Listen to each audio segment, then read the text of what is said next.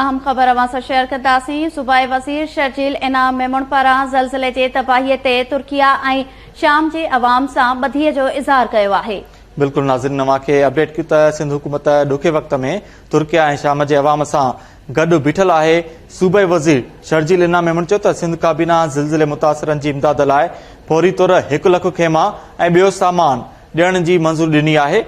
शर्जील इनाम मेमून इहो पिणु चयो त तुर्किया ऐं शाम में ज़िलज़िले सबबि वॾे पैमाने ते नुक़सान थियो आहे। अवां खे अहम ख़बर ॾिनी त सूबाई वज़ीर शर्जील इनाम मेमून पारां ज़िलज़िले जे तबाही ते तुर्किया ऐं शाम जे अवाम सां ॿधीअ जो इज़हार कयो आहे।